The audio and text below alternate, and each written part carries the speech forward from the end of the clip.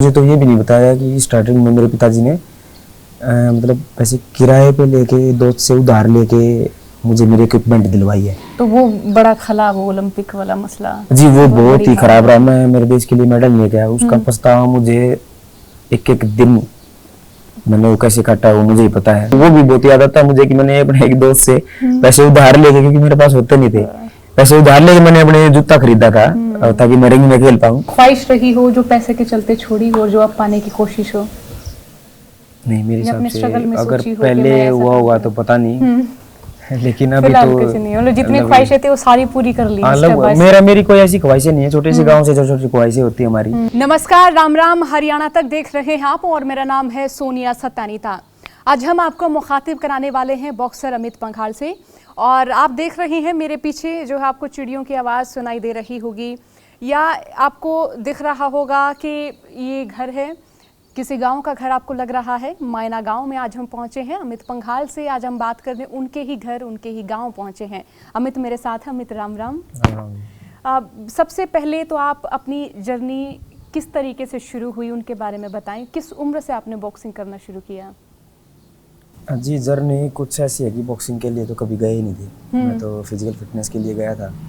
बड़े भाई पहले बॉक्सिंग करते थे इधर मायना में ही। मायना में ही, मेरे बिल्कुल गांव के पास ही अपनी बॉक्सिंग अकेडमी है। बड़े भाई गए थे वहाँ बॉक्सिंग के लिए, मैं तो वैसे ही फिजिकल फिटनेस के लिए लेके गए थे मुझे भी साथ में कि हम दोनों भाई करेंगे तो थोड़ा ठीक रहेगा। बड़े छोटे भाई की स्वास्थ्य ठीक रहेगा, क्योंकि मैं बहुत पतला दुबला था उस टाइम। यही कुछ 12-13 साल की उम्र में ये हम गए थे। तो कभी ऐसा नहीं था कि मुझे प्रोफेशनली बॉक्सिंग करना है या कुछ भी करना है।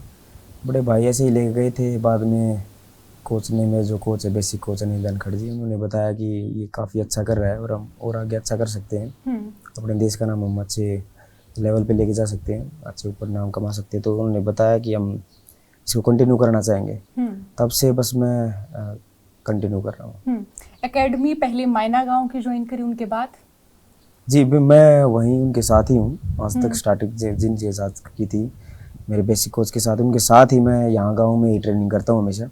अभी जैसे इंडिया कैंप में हम ट्रेनिंग करते हैं, वो साथ में नहीं है, पर मैं जब भी छुट्टी आता हूँ या 1-2 दिन का मुझे ऑफ मिलता है, सैटरडे संडे हम ऑफ होता है हमारा, तो मैं यहाँ आके उनके साथ ही ट्रेनिंग करता हूँ।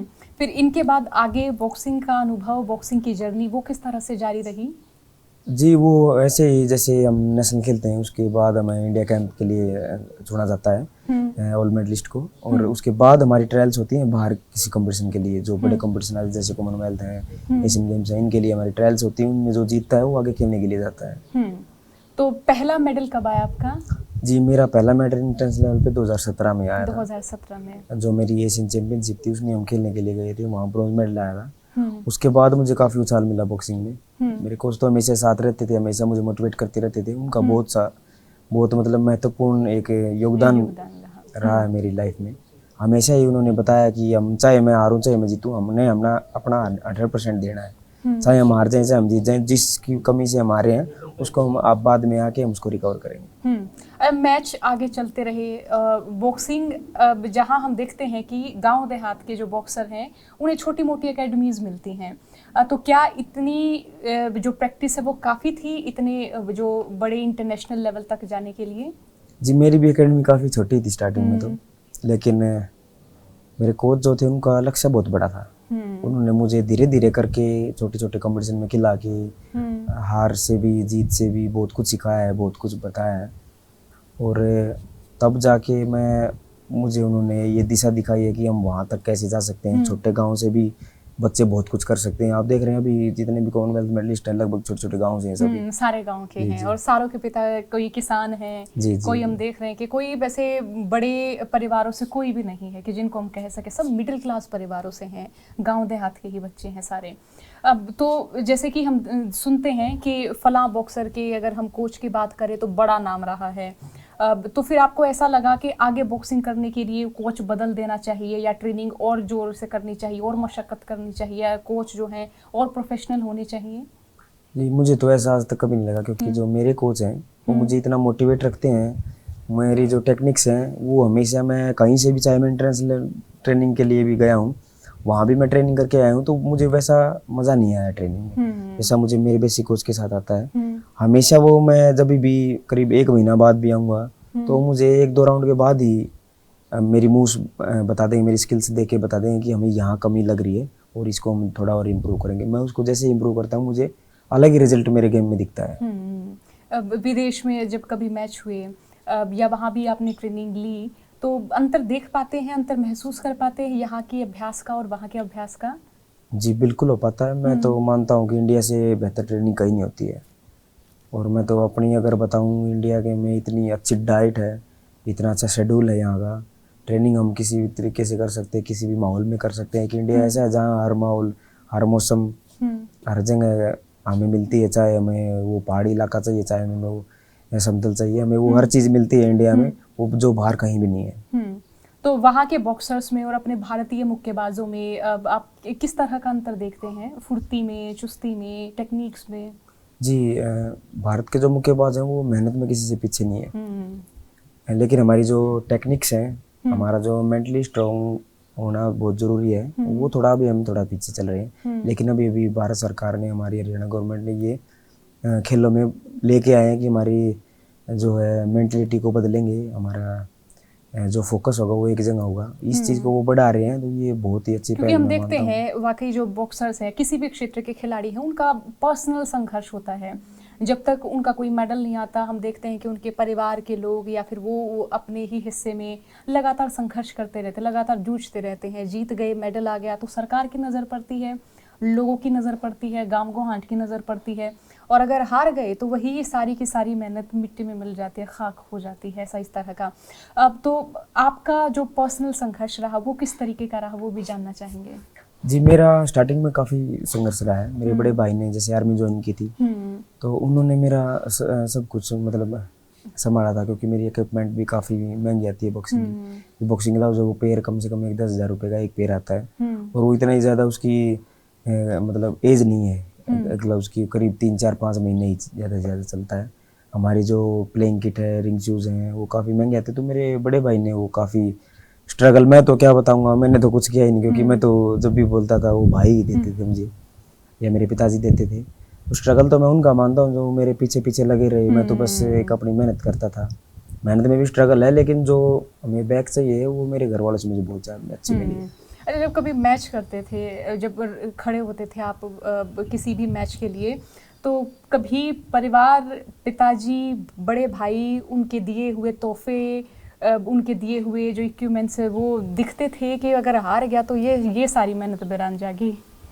ये तो जी दिखे जाए, खास करके गांव में, क्योंकि कुछ भी नहीं था। पापा भी तो मैच का नॉर्मल किसान है। मसला था बहुत पहले तो यही था कि जहाँ भी मैं खेलने जाता था, भाई यहाँ मेडल नहीं आएगा तो मर जाएंगे आगे जाके, और क्या होगा, क्या कराएंगे आगे जाके। तो ये बहुत गणा दिखा कर रहा था, क्योंकि अकेला भाई संभाल लिया था जी घर ने। फिर मैंने दिखा अगर भाई मैं भी जॉब लग जाऊँगा, मैं भी कुछ अच्छा कर जाऊँगा, तो मेरे घर वालों की थोड़ी हेल्प होगी। तो पहले तो बहुत स्ट्रगल था और काफ़ी मेहनत भी करनी पड़ी। तो कभी पिताजी ने या कभी बड़े भाई ने ये जाहिर नहीं किया कि इतना किया हमने या इतना स्ट्रगल रहा हमारा? नहीं, वो तो आज तक मेरे हिसाब से कभी नहीं। मुझे तो ये भी नहीं बताया कि स्टार्टिंग में मेरे पिताजी ने मतलब पैसे किराए पे लेके, दोस्त से उधार लेके मुझे मेरी इक्विपमेंट दिलवाई है। मुझे वो कभी पता ही नहीं चला। वो तो बाद में मुझे मीडिया से ही पता चला। पापा ने मीडिया के सामने बताई होगी, किसी दोस्त को बताई होगी, दोस्त ने मीडिया को बताई, मुझे उनके ज़रिए से पता चली थी बाद में ये बात कि उन्होंने मेरी इक्विपमेंट के लिए, मेरी डाइट के लिए पैसे दोस्त से उधार लिए थे, और तब मेरा खर्च पानी चल पाया था। तो उसके बाद तो मुझे काफ़ी लगा था कि अब तो बहुत ज़्यादा मेहनत की ज़रूरत है। क्या उम्र रही होगी आपकी? मेरी उस टाइम तो यही कोई 18-19 की उम्र रही होगी। बॉक्सिंग में इतना ज़्यादा मैं तब तक कुछ भी नहीं था। उसके बाद से मैंने ज़्यादा स्टार्ट की। मेरे कोच का बहुत साथ रहा, उन्होंने पीछे से पुश करते रहे, मोटिवेट करते रहे, तो उनका काफ़ी हाथ रहा है। जब पहली बार मेडल आया तो क्या रिएक्शन था परिवार का? जी पहले जैसे मैं कॉमनवेल्थ में गया था 2018 में, वहाँ जो मेरा मेडल है, मेरा सिल्वर मेडल आया था। हाथ में इंजरी हो गई थी, तब मैं उसकी वजह से लॉस्ट हो गया था। तो उन्होंने यही बताया था कि हम यहाँ तक, हमने कोई भी सोचा भी नहीं था कि हम यहाँ तक आ पाएंगे, लेकिन ये मेरे कोच की मेहनत है या मेरे परिवार की मेहनत है। उसको मैं बता रहा हूँ कि मैंने तो कभी ऐसा भी सोचा भी नहीं था, लेकिन घर वालों ने ये कहा कि अभी बहुत आगे तक जाना है, ये तो बस एक छोटी सी शुरुआत है। उसके बाद मुझे बताते रहे कि एक फाइनल में हार गए हैं तो कोई उससे हमें कोई ज़्यादा नुकसान नहीं है, हम फिर से रिकवर करेंगे अपनी जो इंजरीज है उनको, और वापस से वही कॉन्फिडेंस लेके आएंगे, वही हमारी गेम शक्ति लेके आएंगे, जिससे हम आगे तक खेलते रहेंगे, हमें और आगे तक खेलना है। कभी हार पे रोना आया है? जी बहुत बड़ा रोना आया था जो ओलंपिक्स की लास्ट में हुआ था 2021 में। उसको वो सबसे बड़ी हार थी मेरी, क्योंकि मेरा वो गेम था ही नहीं, मैं खेल ही नहीं पाया मेरा गेम। और उस टाइम में हमें बाहर ट्रेनिंग के लिए लेके गई तो वो कुछ खास नहीं रही थी, वहाँ पे हमें डाइट नहीं मिली, तो उसकी वजह से हमारी ट्रेनिंग पूरी मिस हो गई थी। और ट्रेनिंग की वजह से फिर हमारी परफॉर्मेंस खुल के बाहर आ ही नहीं पाई। उस टाइम मुझे बहुत रोना आया था। अब जैसे भारतीय मुक्केबाज विदेश में जाते हैं ट्रेनिंग के लिए, अब खान पान जो है वो अच्छा नहीं लगता या नहीं खा पाते उस तरह का, या डाइट नहीं मिल पाती? जी बिल्कुल, बाहर ट्रेनिंग के लिए हमने अभी कॉमनवेल्थ से पहले भी मना किया था कि हम बाहर नहीं जाएंगे ट्रेनिंग के लिए, क्योंकि वहाँ पे डाइट नहीं मिलती है। और जो पार्टनर्स होते हैं वो क्या है, अभी इंग्लैंड का या आयरलैंड का हमारे साथ पार्टनर होगा, उनकी कोच बहुत बारीकी से हमारी कमियों को देखते हैं, वो उनके आजमाते हैं कि इसके साथ हमें कैसे खेलना है, तो वो हमारे लिए नुकसानदायक है। इसलिए मैं बहुत बार बोलता हूँ हमारी फेडरेशंस को भी कि हम बाहर ट्रेनिंग के लिए नहीं जाएंगे। वहाँ डाइट तो मतलब कुछ मिलती ही नहीं है, सिर्फ राइस मिलता है, थोड़ी ब्रेड मिलती है, उससे हमारा हरियाणा का और हमारे इंडिया का तो मुकाबला बिल्कुल नहीं हो सकता। क्योंकि हरियाणा में जब तक हम दूध घी नहीं खाएंगे, आदमी हो तो वो भी नहीं खा पाएगा, वो भी नहीं, बिल्कुल नहीं खा पाएगा, क्योंकि हम हरियाणा से इतने अच्छे घराने से आते हैं, हमारे खान पान इतना अच्छा है, दूध घी, और जब तक हमें चूरमा नहीं मिलेगा तो हमारा कैसे डाइट का पूर्ति हो सकती है। इसलिए हम बहुत बार मना करते हैं, लेकिन कभी कभी हमें जाना भी पड़ जाता है किसी वजह से, तो हमें वो हमारी खुल के परफॉर्मेंस नहीं आ पाती उस टाइम। तो वो बड़ा खला वो ओलंपिक वाला मसला। जी वो बहुत ही खराब रहा। मैं मेरे देश के लिए मेडल नहीं गया, उसका पछतावा मुझे एक एक दिन मैंने वो कैसे काटा है वो मुझे ही पता है, क्योंकि मैं बहुत उम्मीद लगा के चल रहा था कि मैं इस बार काफ़ी अच्छी परफॉर्मेंस में हूँ। और मेरे दोस्त भी सभी, मेरे लगभग सभी भारतीयों को ये था कि अमित इस बार मेडल लेके आएगा। उसके बाद अब कॉमनवेल्थ गेम्स में हमने देखा तमाम खिलाड़ियों ने कमाल किया, कमाल आपने भी किया। अब वो कैसा अनुभव रहा, वो जीत किस तरीके की रही, कितनी भावुकता लेकर आई वो जीत? जी वो बहुत ही अहम गोल्ड था ये मेरे लिए भी, मेरे देश के लिए भी। और क्योंकि ओलंपिक्स में इतनी बड़ी हार के बाद मुझे भी एक बार फिर से उसी प्लेटफॉर्म पे आना था, तो मुझे ये था कि अब जितनी ओलंपिक्स के बाद मेहनत की थी उसको और बढ़ा के, ताकि कोई कमी न रहे, मेरे मेडल्स कहीं कम न रहे, मैंने उन चीज़ों को बढ़ा के आगे लेके आए, और वो चीज़ मेरे हिसाब से कुछ कुछ काम भी आई है।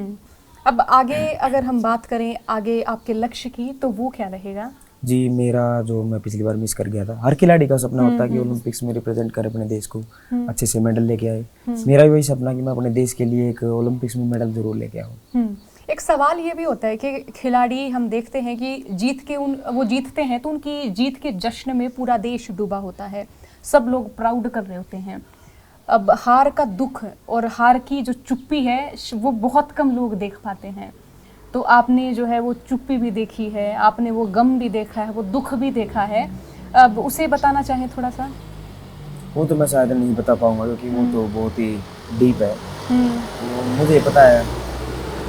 उसे उभरने के लिए क्या करते हैं? वो मुझे पता है वो दिन मैंने कैसे कैसे काटे हैं, तो वो मैं उसको याद ही नहीं करता, क्योंकि अब अच्छा गेम वापस आया है, मैं उसकी तरफ ही फोकस करना चाहता हूँ। और मैं आगे जितनी और जो हमारी कमियाँ रही हैं पहले, मैं उनको उससे उभर के और अच्छी मेहनत करके आगे चलेंगे। अब सरकारों का जो योगदान है, या हम ये कहें कि सरकारों का जो सहयोग है, अब वो खिलाड़ियों के लिए हम देख रहे हैं कि कभी हो जाता है, कभी नहीं होता है। किसी के कोई जो है वो अपने हक के लिए तरसते रहते हैं, किसी को मिल जाता है। जी। तो इस बारे में आपका क्या सोचना है? क्या एक खिलाड़ी को सरकार तभी सपोर्ट कर रही है जब वो मेडल लेकर आते हैं? हम ये भी देखते हैं कि मेडल जो है वो सभी खिलाड़ियों की एक कहें कि व्यक्तिगत संघर्ष रहा है, सभी खिलाड़ियों। स्टार्टिंग में तो एक खिलाड़ी का ही बहुत बड़ा योगदान है, खिलाड़ी का भी नहीं, उसके परिवार का ज्यादा हम देखें तो उसके माता पिता का बहुत सहयोग होता है। लेकिन जब खिलाड़ी कुछ कुछ जीतना स्टार्ट कर देता, अभी हरियाणा में काफ़ी मुहिम चलाई गई है, खेलो इंडिया है, या मैं बताऊं कि एक दो मुहिम ऐसी चलाई हैं जो काफ़ी अच्छी हैं। अभी जैसे टॉप्स में रखते हैं खिलाड़ी को, उसमें भी कुछ उसको जेब खर्च भी मिलता है, कुछ सुविधाएं भी मिलती हैं।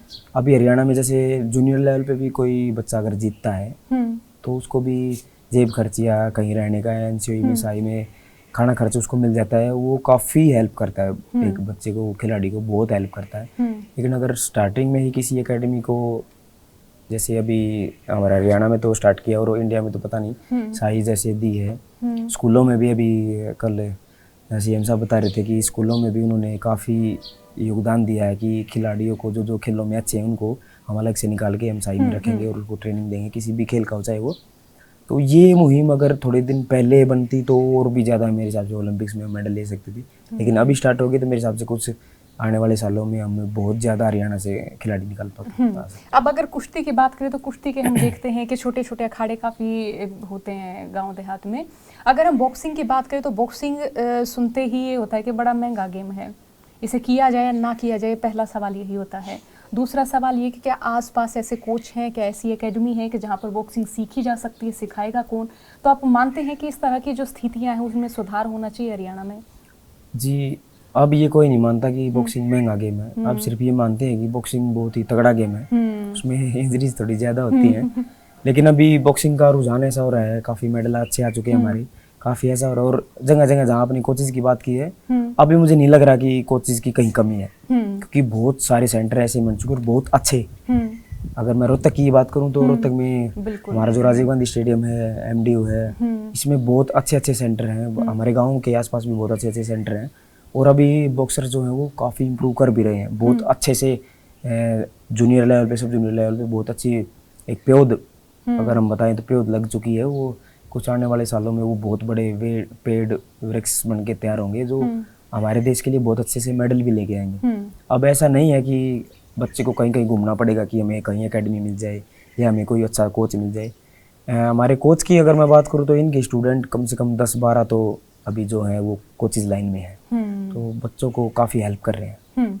अब कोई मेडल आने के बाद जिम्मेदारी और ज़्यादा बढ़ जाती है।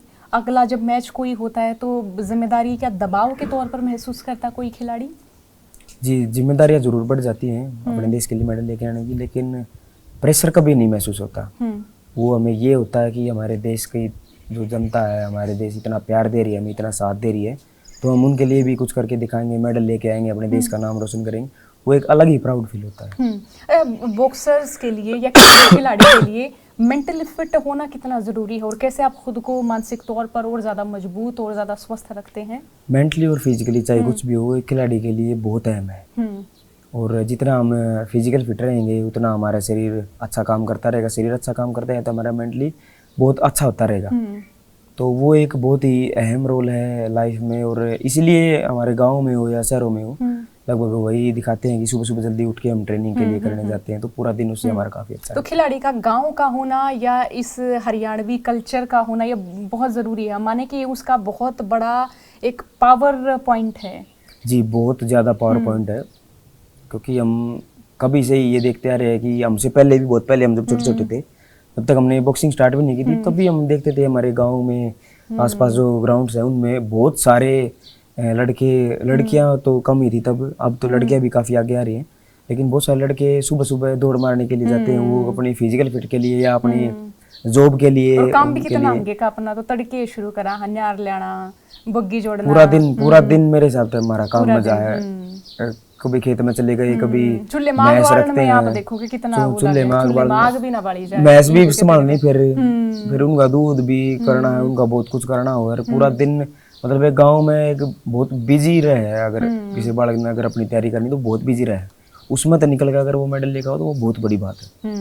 ये हम ये कहें कि एक जो है वो अतिरिक्त विशेषता है, अतिरिक्त है जी। और हरियाणा के वालों के लिए इसीलिए वो हार नहीं मानते, क्योंकि उनका खाना बहुत अच्छा है, उनकी डाइट बहुत अच्छी है। भैंस का दूध देख लो, घी देख लो, अगर वो ये खाते पीते रहेंगे तो हमें किसी चीज़ की जरूरत नहीं है। और वो ना कभी थकते हैं, पूरा दिन कभी इधर से उधर कुछ ना कुछ काम में लगे रहे, कभी कुछ काम लेके आना, कभी एक भैंस का तरफ बरोटा लेने चले जाओ, तो फारी में हम गांव में बैठे हैं, गांव में बैठे हैं तो इतनी कोई दिक्कत नहीं आ रही, बरोटा लेने चले जाओ, खेत तक लेकर घर से ही बरोटा लेने चले गए, एक प्रैक्टिस तबाही होगी। हाँ, ये तो है, वो एक्स्ट्रा ट्रेनिंग है हमारी, पर उसमें हमें ट्रेनिंग नहीं गिन सकते, तो कुछ ना कुछ वो भी काम आवे, बिल्कुल आवे है, हम उस तो और हष्ट पुष्ट बने हैं। जी जी। और खास तौर पे हमारा जितना भी काम है, हम क्योंकि धूप सहन करा, हाँ इस वक्त भी हम गाँव में बैठे हैं, बारिश ने हम नहीं गोलते, तो वो चीज़ ये कि हमने एक मेंटली फिट तो वही चीज़ दे दे कि जो परिस्थितियां हैं उसमें रहना, उस चीज़ ने सहना और उन परिस्थितियों में भी राजी रहना। बिल्कुल राजी रहना। सवाल मेरा यूँ भी है कि जैसे हमने विदेश की बात करी कि विदेशी जो बॉक्सर्स हैं उस उतनी डाइट में वो लोग इतने फुर्तीले और मैच जीतने के काबिल क्या हो जाते हैं?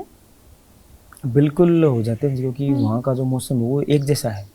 हमारा तो हरियाणा में कभी गर्मी इतनी ज़्यादा हो जाएगी, कभी ठंड इतनी ज़्यादा हो जाएगी, कभी बारिश आ जाएगी, फिर भी हरियाणा का आदमी काम कर रहा है तो उनको तो एक ही मौसम है, वो तो उसमें करेंगे ही करेंगे। लेकिन उनका मैं मानता हूँ कि मेंटली बहुत स्ट्रॉन्ग है।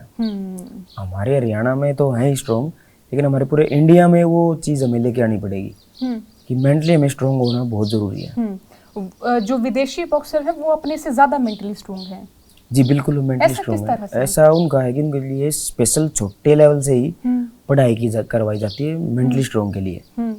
उनको स्पेशली किसी चीज़ का अगर उनको ये नहीं है कि ये गेम हमें नहीं खेलना, तो उनको खिलाएंगे ही नहीं वो गेम।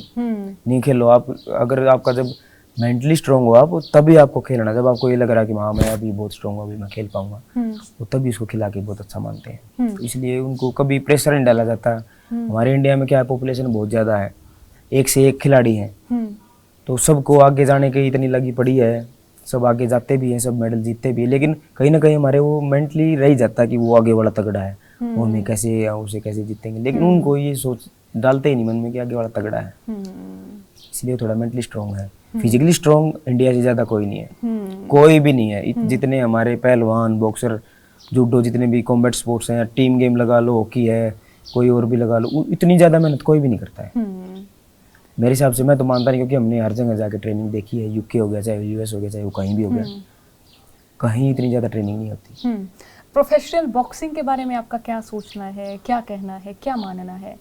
जी, प्रोफेशनल बॉक्सिंग बहुत ही एक अच्छा प्लेटफॉर्म है, चाहे इसमें नाम लगा लो, चाहे इसमें पैसा लगा लो, बहुत अच्छा है। लेकिन मेरा मानना ये है कि मैं अभी प्रोफेशनल बॉक्सिंग में नहीं जाऊंगा जब तक मैं अपने देश के लिए ओलंपिक्स में मेडल नहीं लेके आ पाता। अगर मेरा मानना होगा उसके बाद मुझे अच्छा सा एक्सपोजर मिलेगा तो मैं वहाँ जाऊँगा, नहीं तो मैं बिल्कुल नहीं जाऊँगा। खिलाड़ी अमूमन ज़्यादा व्यस्त होते हैं, अब खाली समय अगर मिलता है तो क्या करते हैं आप? वैसे तो खाली समय हमें मिलता बहुत कम है पर एक संडे शायद हमें मिलता है जो हम थोड़ा एंजॉय करते हैं, तो हम अपने दोस्तों के साथ इकट्ठा होते हैं, दोस्तों के साथ बैठते हैं, बातें करते हैं। दोस्त भी चाहे खिलाड़ी हैं चाहे नहीं है, अगर हमारे खिलाड़ी भी हैं तो हम 6 दिन हम बात नहीं कर सकते, क्योंकि हमें ट्रेनिंग करनी होती है, उसके बाद रेस्ट भी करना होता है, हमारे डाइट वेट का सब कुछ शेड्यूल होता है, बहुत अच्छा शेड्यूल होता है। लेकिन हमें एक फ्री डे मिलता है तो संडे मिलता है, जिसको हम साथ में बैठ के एंजॉय करते हैं, साथ में खाते पीते हैं। उस दिन हमारा चीट डे भी होता है, चीट मील, हम उसमें बाहर का भी कुछ थोड़ा बहुत खा पी लेते हैं कभी कभी, लेकिन हम डाइट का बहुत ध्यान रखते हैं। कुछ भी खा लेते हैं, लेकिन जैसे फास्ट फूड हम बहुत कम खाते हैं, चाय वगैरह बहुत कम पीते हैं, हम दूध पे ज़्यादा फोकस करते हैं, या हमें हेल्थी चीज़ों पे बहुत ज़्यादा फोकस करते हैं। मैं देखती हूँ कि गांव देहात के जो तमाम युवा हैं वो थोड़े भावुक किस्म के होते हैं, और अगर खिलाड़ियों की बात करें तो खिलाड़ी जो है मेंटली स्ट्रॉन्ग तो होते हैं, लेकिन साथ साथ भावुक भी होते हैं। वो तो बचपन याद आता है, कभी गांव याद आता है, बचपन के वो दिन याद आते होंगे जब पगडंडी गिल्ली होया करती थी, बारिश में दौड़ते जाया करते। वो तो जी हमेशा ही, अब लगा लो बारिश का मौसम, बारिश आ गई, अंदर बैठे रहेंगे तो यही सोचते रहेंगे कि बचपन में भी हम कैसे कैसे खेला करे थे। ये भी रहेगा, यार तो डंडा ठा लिया, अंदर वाले घर तक डंडे को घुमाते घुमाते बारिश में भीगते ही चले गए, और वहां जाके कोई चिंता ही नहीं है। अब ये हो जाएगा कि अरे यार वो दिन भी हुआ करते थे, दोस्तों के साथ मिलके कहीं न कहीं खेला करते। अब सभी दोस्त भी अपने अपने काम में लगे हैं, कोई जॉब पे लगा है, कोई अपना बिजनेस कर रहा है। बढ़ती उम्र भी खलती है कई बार, बढ़ती उम्र भी वो तो बहुत खलती है, लेकिन बचपन का जो था वो बहुत एंजॉय वाला वो टाइम, और वो पता है अभी नहीं आएगा, लेकिन उसको याद करके ही बहुत अच्छे से फील होता है। अच्छा, कभी मेडल उठाया हो और तब ये दिन याद आए हो कि मैं जब पहली बार मैंने जब मुक्का मारा था, पहली बार जब रिंग में उतरा था, पहली बार जब मैं उस अपने घर की गली से निकल के जब मैं अपनी एकेडमी में जा रहा था, और आज देखो मेडल है मेरे पास। हाँ बिल्कुल, वो तो होता ही है कि कभी हमने इतनी छोटी जगह से काम किया था, और वो भी बहुत याद आता है मुझे कि मैंने अपने एक दोस्त से पैसे उधार लेके, क्योंकि मेरे पास होते नहीं थे, पैसे उधार लेके मैंने अपने जूता खरीदा था ताकि मैं रिंग में खेल पाऊँ। वो भी याद आता है, और मैं वो अभी मेरे साथ है जैसे दोस्त, उसको मैं बहुत बार बोलता हूँ भाई उस टाइम बहुत हेल्प की थी, आज देखो हम अच्छे से मेडल भी जीत रहे हैं, इतना पैसा भी होगा कि अपने इक्विपमेंट भी ले सकते हैं। और मैं इन चीज़ों में भी बहुत पीछे नहीं रहता कि किसी बच्चे की हेल्प कर पाऊँ, क्योंकि मैंने वो जो चीज़ देखी है वो किसी वजह से, अगर हमारे गाँव में टैलेंट बहुत है, लेकिन किसी न किसी सबके पिताजी अच्छे डेवलप नहीं है, जॉब में नहीं है, तो मैं किसी बच्चे की हेल्प करने में भी पीछे नहीं रहता हूँ। मैं बहुत किसी को सप्लीमेंट हो गया, चाहे हमारा जो इक्विपमेंट है वो मैं बहुत किसी बच्चे को देता रहता हूँ, ताकि किसी सामान की वजह से वो उसका टैलेंट दूर ना रहे। एक सवाल ये भी होता है कि अब वो कामयाब हो गए तो पीछे मुड़ के उन्होंने हमारी ओर नहीं देखा, वो बड़े आदमी हो गए, एहसान फरामोश हो गए, तो इस तरह की चीज़ें हमें बहुत सारे लोग जो है कहते, सुनते, बोलते जो है वो नज़र आते हैं। इन तमाम चीज़ों को आप क्या कारण मानते हैं? क्योंकि ये जैसा कि आपके साथ नहीं हुआ होगा, लेकिन हम कई बार देखते हैं कि अब वो बड़े आदमी बन गए हैं, जैसे किसी का मेडल आ गया, किसी ने किसी तरह की कोई उपलब्धि हासिल कर ली। खेलों में तो मेरे हिसाब से ऐसा कोई नहीं होगा, क्योंकि मैंने आज तक मेरे पीठ के पीछे भी नहीं सुना है, सामने से तो कोई बोलते ही नहीं है। मेरे दोस्त जितने भी होते हैं वो, क्योंकि मैं सबसे बात करता रहता हूँ, बहुत अच्छे से घुल मिल के रहते हैं हम, तो ऐसा कभी अगर किसी के साथ हुआ होगा तो उसको भाई जरूरी नहीं है कि उसको हमारे लिए टाइम हो या हमारे लिए स्पेशल वो निकाल के आ सकता है, लेकिन वो अपनी लाइफ में बहुत बिजी हो सकता है। ये नहीं है कि उसके पास टाइम है और वो हमें नहीं मिलना चाहता, ऐसा नहीं है उसके, क्योंकि अभी हमारा बिजी शेड्यूल बहुत है। मेरे दोस्तों को ये पता है, लेकिन वो बोलते भाई कभी अगर टाइम मिल जाए, टाइम नहीं उनको पता है, इसलिए वो बोलते कभी अगर मिल जाए टाइम तो हम जरूर मिलेंगे। और मैं उनको बोलता भी भाई अगर टाइम मिलेगा, क्योंकि मेरा शेड्यूल बहुत बिजी रहता है, हम ट्रेनिंग में रहते हैं। क्योंकि कारण यही होता है कि इंसान अपने काम के चलते व्यस्त होता है और हम अपनी व्यस्तता में बहुत सारे जो काम है वो नहीं कर पाते, तो एक तरह का रिएक्शन इस तरीके से भी हमें देखने को मिलता है। जी जी बिल्कुल, वो तो होता है। तो घर के खाने को काफी मिस करते हैं जब घर से बाहर होते हैं?